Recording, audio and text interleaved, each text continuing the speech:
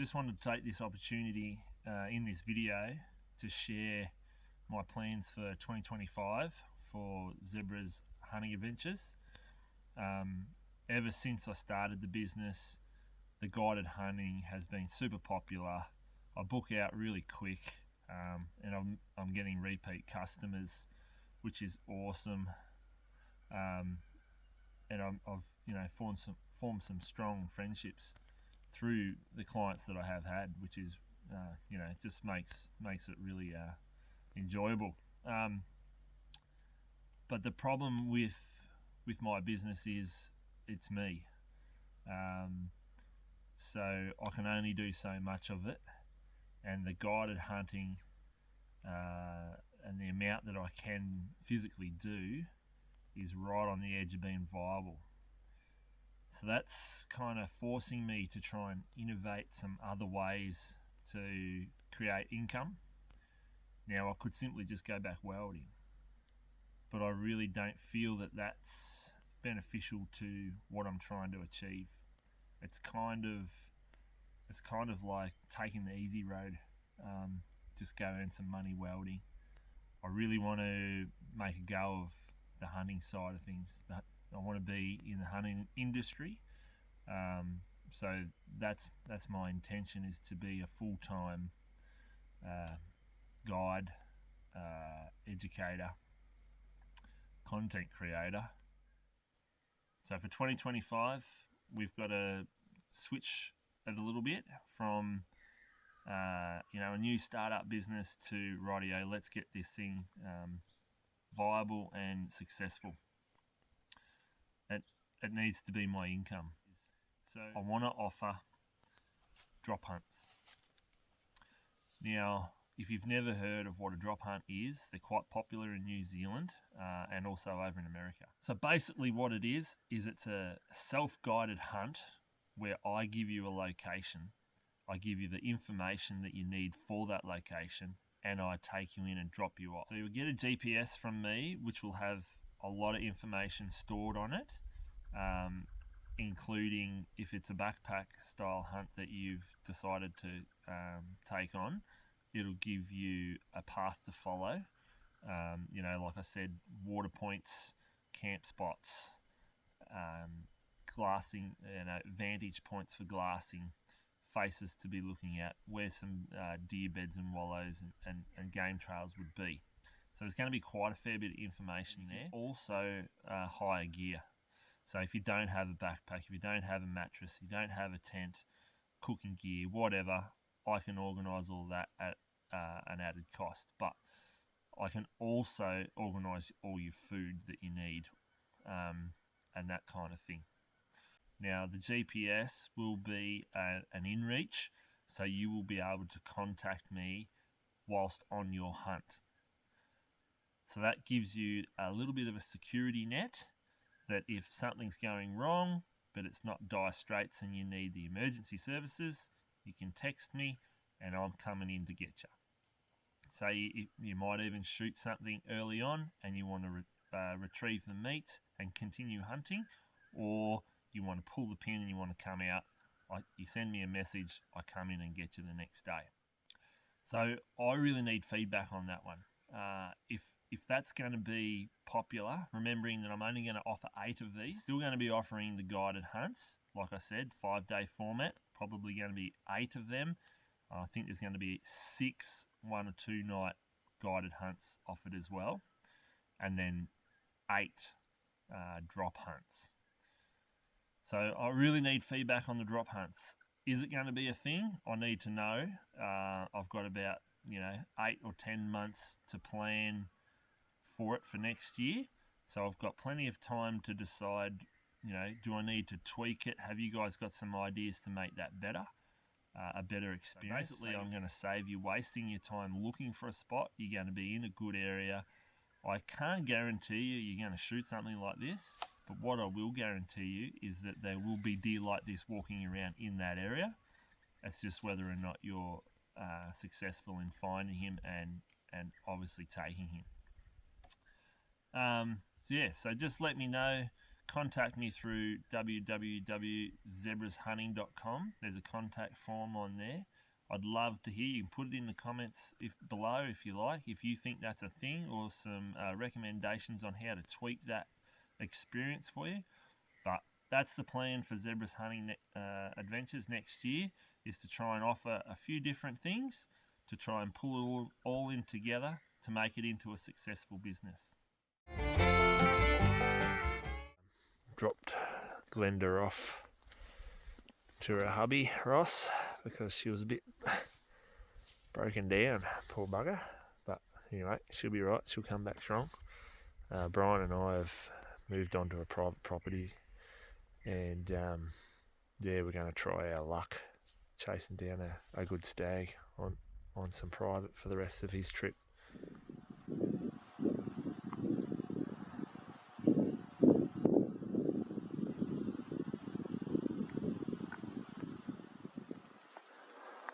Why couldn't that just have been a stag?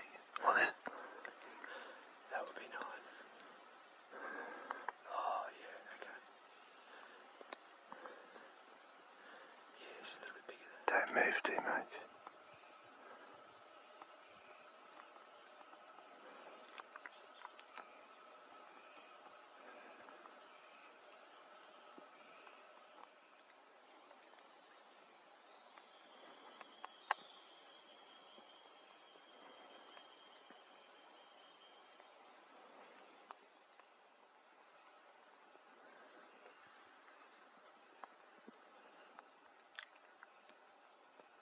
He's in the wallow.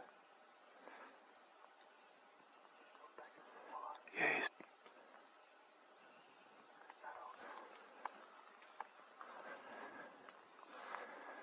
Just get ready, because sometimes, don't move too much, but sometimes stags will wallow together, especially young ones.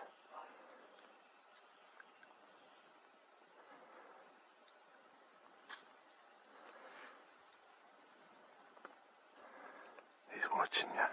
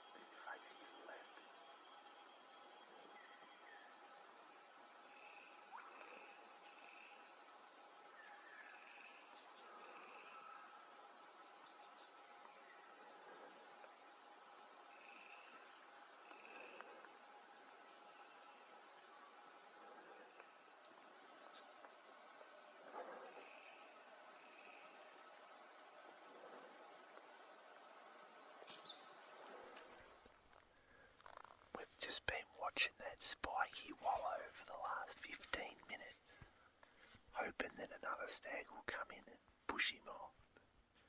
Quite often young stags will wallow together, and Bryan's just after a stag. So, but I think he's moved off now.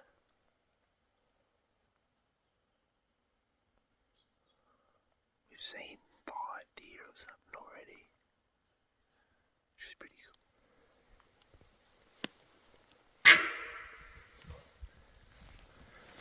I've forgotten what farm fringe hunting's like. Bloody deer are everywhere today. Compared to what we've been doing, the amount of effort This is off the charts. Now we've only seen 6 deer, and some of them have been in the neighbours where we're not allowed to hunt. But anyway, keep going.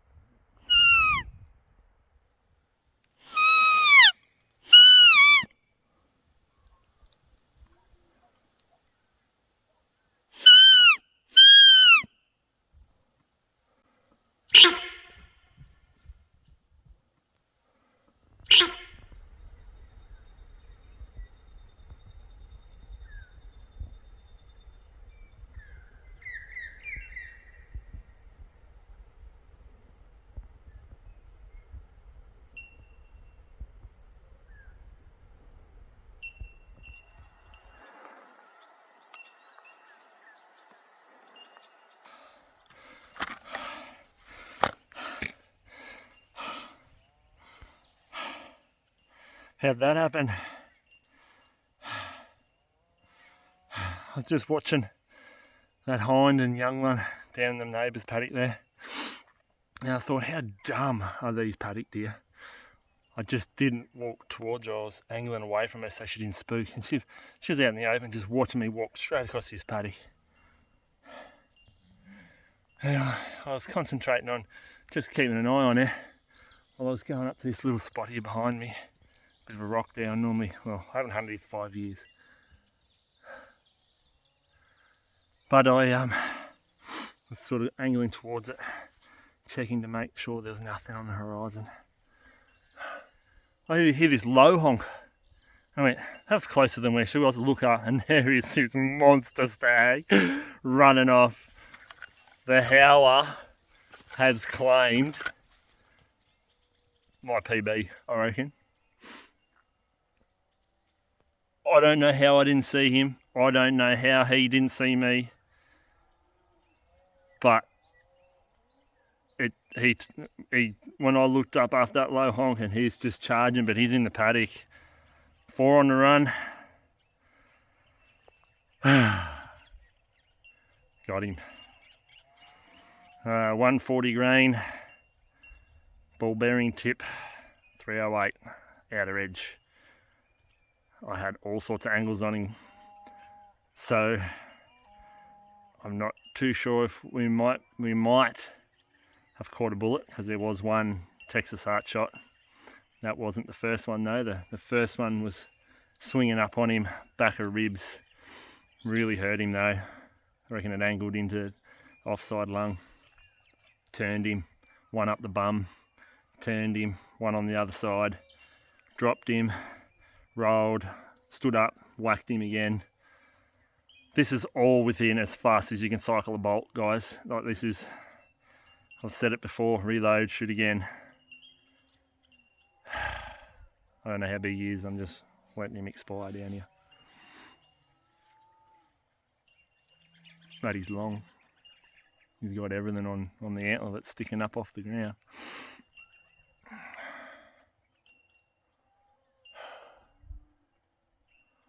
Wow.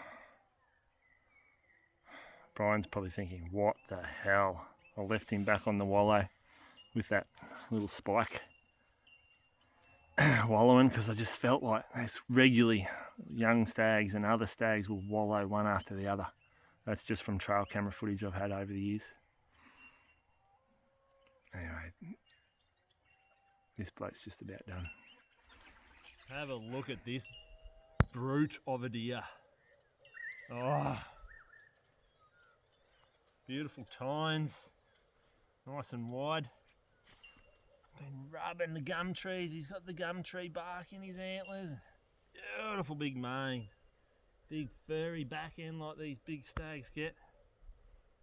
Geez, he looked magnificent in the paddock here.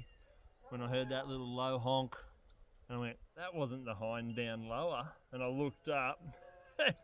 This bloke's 50 metres. 50 metres at the most. Trying to gallop up this hill, and the little House super light 308 shooting the outer edge 140 grain ball bearing tip. Leopold 2.5 to 8 power, down nice and low, swung onto him, through his ribs, crack. Got him nice on the shoulder. I don't know how that didn't stop him, but it turned him pretty hard and went straight away, and I gave him a Texas heart shot, which dropped him down in the bum and turned him this way. And then as he's come flying down the hill, I've clipped his spine, way too high, but taken out his spine, tumbled him, run down and just put one into his chest to finish him off. But bit of quick shooting. Practice makes perfect though. I do a lot of shooting. This little Howe super light probably had nearly 350 rounds through it now. And this is its first animal. What a way to start the bank balance. What a beautiful old mature stag. I wonder how many thermalers this property gets hammered by a colour. He kills for the meat, so he's utilising the meat, but he's running around here with a thermal all the time. And I know there's a few other young fellas poking around. But yeah, wow. He's long on this side. He's a bit straight on this side. A little bit of a kick in him here. But what a beauty. Have a look at him. Big solid neck. Got big clods of dirt on him. He hasn't got the biggest foot in the world, but it's a nice big mature stag foot. A little bit of a bullet hole missing in his ear maybe. They got one on this side too. Anyway, there you go. Farm fringe hunting at its best. I haven't done it in half a dozen years, I don't reckon. I haven't had the motivation to hunt private property.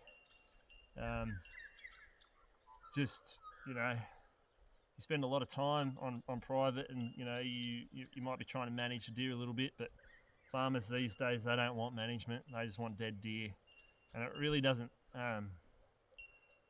It's just not who I am. I know I've taken this fella's life. I've killed him, but I love him that much that I just can't shoot everyone I see. And to get something this size on a farm like this, he's done some evading. He's really slipped up today, poor bugger. But anyway, his worst day is one of my best days. I'll remember this one for a while. Anyway, I better get some photos and get the knife work happening. I've ruined this back strap. I got a feeling I've ruined his heart too with the finishing shot, but anyway, I'll get to it.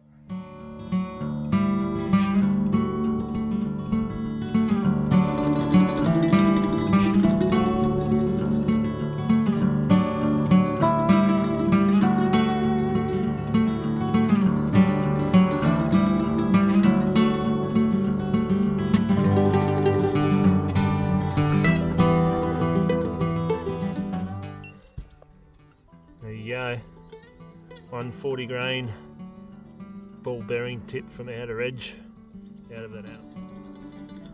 Don't ask for more than that.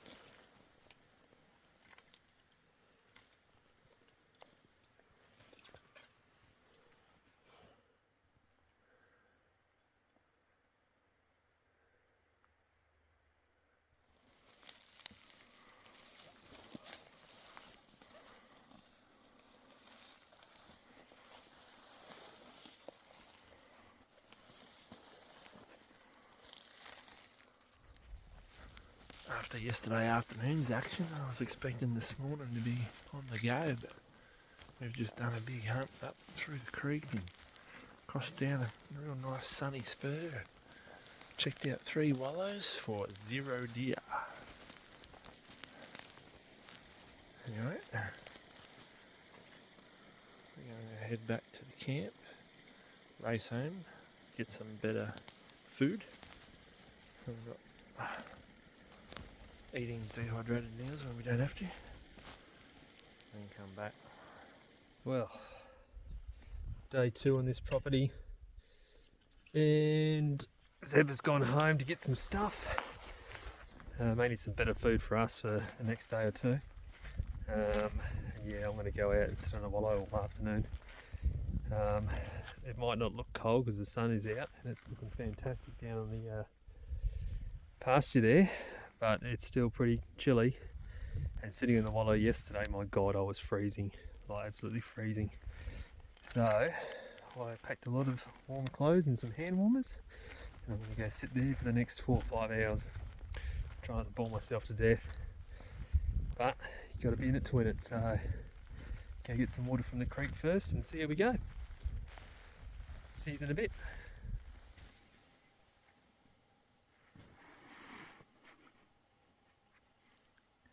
There's an active wallow through there. They're all set up, ready to rock and roll.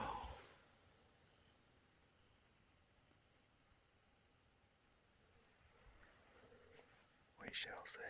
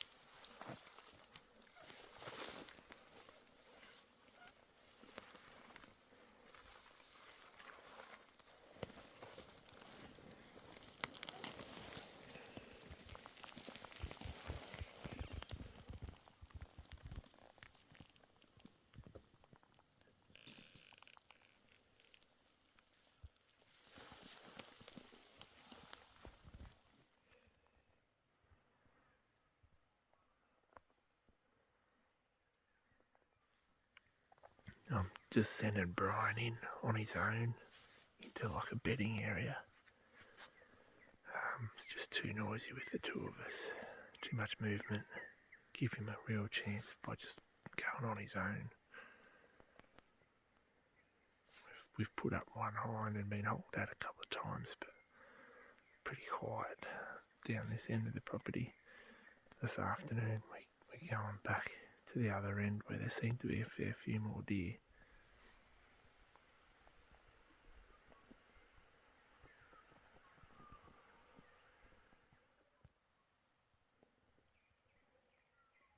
I'm just sitting here waiting for Bryan to come out. Just heard a couple of honks. No big boom yet though. It's hard in that fog though, you gotta be right on them. I think this afternoon will be our best chance. Bryan had found himself within about 30-40 metres of a hind and a young stag, but they both slipped away in the fog before a shot opportunity.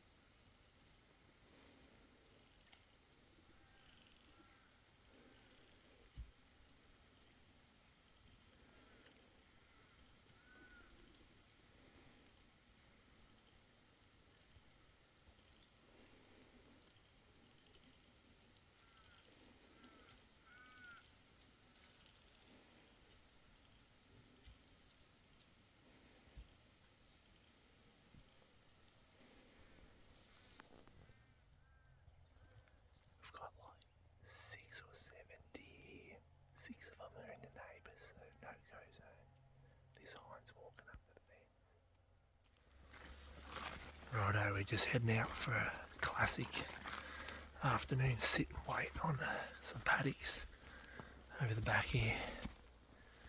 We just run into that bunch of deer there. Most of them are in the neighbour's paddock, but had a couple on our side.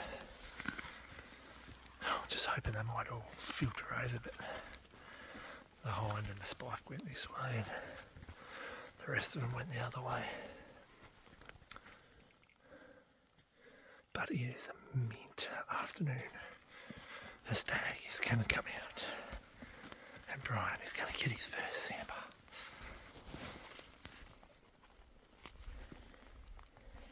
Right, I'm leaving Bryan here on a paddock and I'm going to the next paddock just to be eyes on it. And if I see something, I'll give him a call to come over. Sort of hedging our bets. But I've got to sneak past his spot so I don't disrupt it.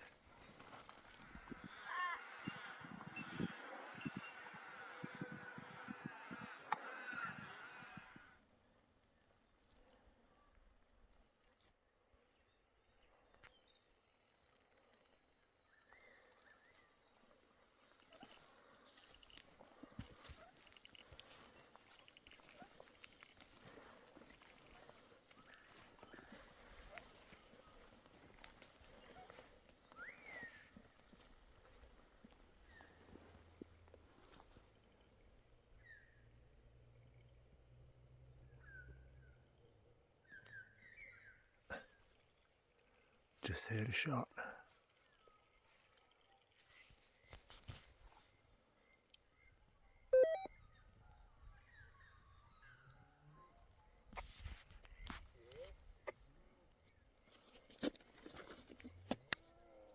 Yeah, mate. I got a shot away. Beautiful. What was it? It was a stag. I'm pretty sure it was a stag. There was two of them, stag and a tailor. They were moving around, but yeah, head up now and have a look. How far?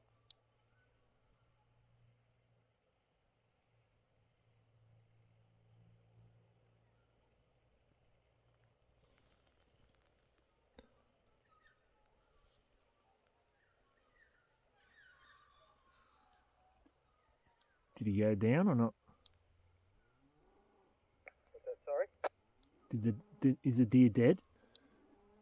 Oh, I don't know. I think I put it down.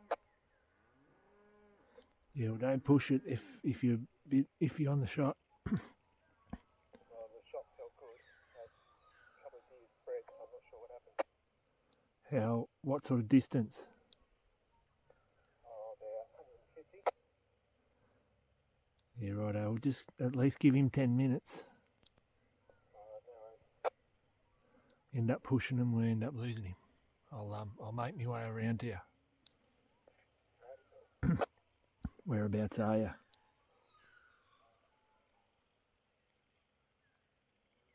Whereabouts are you? From where you told me to go, I'm pretty much in that tree line there. Righto. Righto, we'll get around there. At least with two of us looking. One can be looking up, one can be looking down. But we're going to lose light pretty quick. So I've got probably 500 metres to travel. So it's going to be dark by the time I get there.